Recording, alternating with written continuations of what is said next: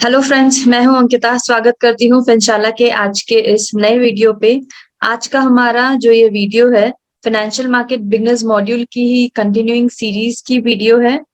इस चैप्टर में आज हम समझेंगे एक टॉपिक, एक कॉमनली यूज्ड टॉपिक जिसे हम सिक्योरिटीज बोलते हैं। ये जो टर्म सिक्योरिटीज है एक तरह की नेगोशिएबल इंस्ट्रूमेंट होती है। सिक्योरिटीज जो होती हैं एक तरह की फाइनेंशियल इंस्ट्रूमेंट होती है या फाइनेंशियल एसेट होती है जो बेसिकली कैपिटल रेज करने के लिए काम आती है in public and private market. Securities जो है तीन तरह की होती है। पहली जिसे हम इक्विटी के नाम से जानते हैं, जो कि होल्डर्स को एक ओनरशिप राइट प्रोवाइड करती है। सेकेंड होती है डेट इंस्ट्रूमेंट, जहां हम प्राइवेट कंपनीज और गवर्नमेंट को एक तरह का लोन प्रोवाइड करते हैं और बदले में हमें पीरियोडिक पेमेंट्स रिसीव होती है। थर्ड टाइप की सिक्योरिटीज जो होती है एक हाइब्रिड फॉर्म ऑफ सिक्योरिटी होती है, जिसे हम जो कि इक्विटी एंड डेट के कॉम्बिनेशन से फॉर्म होती है। तो कोई भी ऐसी चीज जिसे आप नेगोशिएट कर सकते हैं, जो एक मॉनेटरी वैल्यू होल्ड करता है और जिसे हम ट्रेड कर सकते हैं, वो सब चीजें जो है सिक्योरिटीज के अंडर आती हैं। तो चलिए देखते हैं कौन कौन सी ऐसी इंस्ट्रूमेंट्स है, एसेट्स हैं जिन्हें हम सिक्योरिटीज कह सकते हैं। ये जो टर्म सिक्योरिटीज नाम दी गई है, ये सिक्योरिटीज कॉन्ट्रैक्ट रेगुलेशन एक्ट 1956 में ये टर्म मेंशन है और इसमें वो सारी चीजें इंक्लूडेड हैं जिसे हम सिक्योरिटीज बोल सकते हैं। आइए चलिए एग्जांपल देख लीजिए। इसमें शेयर्स आते हैं, बॉन्ड्स आते हैं, स्क्रिप्ट्स भी आते हैं।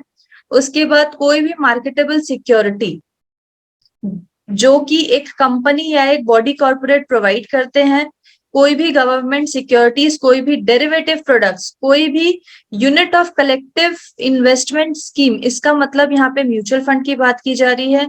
म्यूचुअल फंड की कोई भी यूनिट्स हो या इंटरेस्ट या राइट्स हो किसी सिक्योरिटी में, वो सारी चीजें सिक्योरिटीज के टर्म के अंडर आती है और वो सभी चीजों को हम सिक्योरिटीज के नाम से जानते हैं।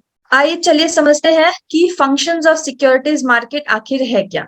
सिक्योरिटीज मार्केट एक ऐसा प्लेटफॉर्म है जहां पे फाइनेंशियल एसेट्स या फाइनेंशियल इंस्ट्रूमेंट्स जो है ट्रेड की जा सकती है या एक्सचेंज की जा सकती है।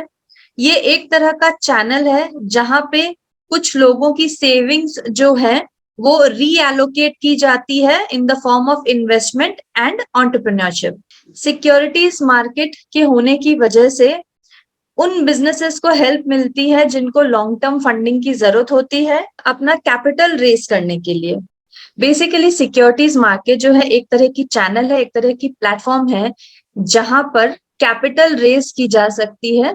तो और जो भी नए बिजनेसेस हैं, अपना बिजनेस स्टार्ट करने जा रहे हैं, उन्हें अगर लॉन्ग टर्म फंडिंग की रिक्वायर्ड है, उन बिजनेसेस को भी फंडिंग मिलती है जो कि अपना नया बिजनेस स्टार्ट करने जा रहे हैं उनकी, और उनकी कैपिटल की रिक्वायरमेंट है। और थर्ड ऑप्शन है सिक्योरिटीज मार्केट की, जितने भी तरह के प्राइवेट इन्वेस्टर्स हैं जो अपने ही ग्रुप के अंडर एक्सचेंज करना चाहते हैं, इन्वेस्टर्स को, आम जनता को इंक्लूड नहीं करना चाहते हैं, उनके लिए भी एक ऑप्शन है। ये सिक्योरिटीज मार्केट की एक और फंक्शन है कि ये उन प्राइवेट इन्वेस्टर्स को भी हेल्प करती हैं जो कि सिक्योरिटीज को खरीदना चाहते हैं या सेल करना चाहते हैं, फॉर एग्जाम्पल स्टॉक्स या बॉन्ड्स। तो चलिए समझते हैं सिक्योरिटीज मार्केट में ऐसी कौन सी सिक्योरिटीज है जो अवेलेबल है जहां पे हम इन्वेस्ट कर सकते हैं। नंबर 1 पे सबसे पहले आती है शेयर्स। जैसे कि आप जानते हैं स्टॉक मार्केट में आप कंपनी से इनडायरेक्टली शेयर्स परचेज कर सकते हैं, एसेट्स को होल्ड कर सकते हैं अपने डीमैट फॉर्म में। आपको फिजिकली कंपनी में जाने की जरूरत नहीं है उनके शेयर्स खरीदने के लिए। शेयर्स बेसिकली आपको एक ओनरशिप राइट प्रोवाइड करते हैं उस कंपनी में और आप एक पार्ट ओनर बन जाते हैं। सेकेंड सिक्योरिटीज जो है वो है बॉन्ड्स एंड डिबेंचर्स, जो कि इजीली ट्रेड हो सकती है। अब ये बॉन्ड एंड डिबेंचर्स एक्चुअली होते क्या है? जब कभी किसी कॉर्पोरेट को या गवर्नमेंट को फंड्स की रिक्वायरमेंट होती है, बी इट अपने डे टू डे एक्सपेंसेस को मीट करने के लिए, अपने बिजनेस को एक्सपैंड करने के लिए या अपने बिजनेस को मॉडर्नाइज करने के लिए, तब वो सिक्योरिटीज इशू करते हैं in the form of bonds and debentures. एक चीज यहाँ पे ध्यान रखिएगा, कॉर्पोरेट्स एंड गवर्नमेंट जो होते हैं कभी भी कोई इक्विटी शेयर्स इशू नहीं कर सकते। उन्हें जब भी फंड रेज करनी होती है वो बॉन्ड्स एंड डिबेंचर्स इशू करके ही फंड रेज करते हैं। बॉन्ड्स एंड डिबेंचर्स क्या हो गए, corporates and government fixed time के लिए और फिक्स्ड रेट ऑफ इंटरेस्ट में सिक्योरिटीज इशू करते हैं और इन्वेस्टर्स को ये मौका देते हैं वो ये फिक्स्ड इनकम सिक्योरिटीज जो है परचेज करे और इन रिटर्न अपना कैपिटल उनको प्रोवाइड करें। इन्वेस्टर्स की ये कैपिटल जो है वो एक तरह की लोन है जो वो प्रोवाइड करते हैं। इन रिटर्न उन्हें फिक्स्ड इनकम मिलती है in the form of interest और हर बॉन्ड्स एंड डिबेंचर्स की एक मैच्योरिटी डेट होती है जिस पीरियड के लिए वो इशू की जाती है। मैच्योरिटी के वक्त क्या होता है, उन्हें उनका principal amount along with interest जो है वो रीपे कर दिया जाता है। हमारे आज की थर्ड सिक्योरिटी जो है वो उन्हें हम गवर्नमेंट सिक्योरिटीज भी बोलते हैं। ये सेम फिक्स्ड इनकम सिक्योरिटीज ही होती है, same as bonds and debentures. Government क्या करती है, जब भी उन्हें फंड की रिक्वायरमेंट होती है कोई भी एक स्पेशल इंफ्रास्ट्रक्चर प्रोजेक्ट के लिए या अपने मिलिट्री फोर्सेस के लिए, उस टाइम पे गवर्नमेंट जो है पब्लिक के पास जाती है और उनसे फंड रेज करती है। ये फंड रेजिंग जो होते हैं वो एक सिक्योरिटी इशू करके करती है जिसे हम गवर्नमेंट सिक्योरिटीज के नाम से जानते हैं। इन सिक्योरिटीज की एक फिक्स्ड टेन्योर होती है और फिक्स्ड रेट ऑफ इंटरेस्ट होते हैं जो कि इन्वेस्टर्स को मिलते हैं। गवर्नमेंट सिक्योरिटीज जो है एक तरह की फिक्स्ड इनकम सिक्योरिटी है और ये रिस्क फ्री सिक्योरिटी भी है। तो बहुत से लोग इस सिक्योरिटी में इन्वेस्ट करने के लिए रेडी रहते हैं। जो फोर्थ सिक्योरिटी होती है जहां पे इन्वेस्टर्स इन्वेस्ट कर सकते हैं वो होते हैं डेरिवेटिव प्रोडक्ट्स। डेरिवेटिव प्रोडक्ट्स एक तरह के फाइनेंशियल कॉन्ट्रैक्ट होते हैं। ये अपने आप में ओरिजिनल प्रोडक्ट नहीं है, ना ही ये कोई प्रोडक्ट है, ना ही ये कमोडिटी है, बल्कि ये एक ओरिजिनल प्रोडक्ट की बाई प्रोडक्ट है। For example commodity, currency, shares या इंटरेस्ट रेट, ये सब हो गए ओरिजिनल प्रोडक्ट और इनकी जो फाइनेंशियल कॉन्ट्रैक्ट है उन्हें हम डेरिवेटिव प्रोडक्ट्स बोलते हैं।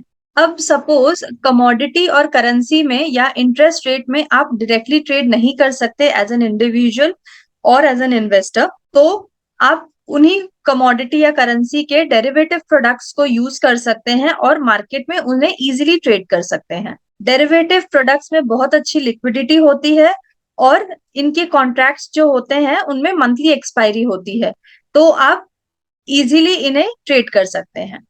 जो फिफ्थ सिक्योरिटी होती है जो कि इजीली ट्रेडेबल होती है वो होती है यूनिट्स ऑफ म्यूचुअल फंड। ये यूनिट्स जो होते हैं आपकी होल्डिंग को दर्शाते हैं कि एक पर्टिकुलर म्यूचुअल फंड स्कीम में आपकी कितनी होल्डिंग है। इसे आप शेयर्स की तरह भी समझ सकते हैं, बट जब भी आप स्टॉक्स बाई करते हैं वो एब्सोल्यूट नंबर में होता है, but units of mutual fund जो होता है वो फ्रैक्शनल यूनिट्स होती है। बेसिकली म्यूचुअल फंड्स में होते क्या है, जो फंड मैनेजर होते हैं वो बहुत सारे इन्वेस्टर्स से फंड इकट्ठा करते हैं, जो कैपिटल उन्हें मिलता है उसका एक पूल बनाते हैं और आगे फिर उसे इन्वेस्ट करते हैं। अब वो फंड मैनेजर ये इन्वेस्ट शेयर्स में कर सकते हैं, बॉन्ड्स डिबेंचर्स में कर सकते हैं या गवर्नमेंट सिक्योरिटीज में भी कर सकते हैं। इन रिटर्न क्या होता है, जितने भी इन्वेस्टर्स हैं उन्होंने जितना जितना अमाउंट या अपना कैपिटल लगाया होगा उस पर्टिकुलर म्यूचुअल फंड स्कीम में, उसी के हिसाब से फंड मैनेजर जो है एवरी इन्वेस्टर को उनकी यूनिट्स प्रोवाइड कर देता है। इसीलिए आप देखोगे यूनिट्स, म्यूचुअल फंड के जो यूनिट्स है आपको कभी कभी फ्रैक्शनल फॉर्म में भी दिखेंगे। म्यूचुअल फंड्स जो होते हैं प्रोफेशनली मैनेज्ड होते हैं और एक पर्टिकुलर ऑब्जेक्ट के लिए उसको फॉर्म किया जाता है। अब म्यूचुअल फंड के बहुत सारे ऑब्जेक्टिव्स हो सकते हैं। फर्स्ट हो सकता है ग्रोथ ओरिएंटेड, सेकंड हो सकता है इनकम और रेगुलर इनकम जनरेशन के लिए, थर्ड हो सकता है बैलेंस्ड।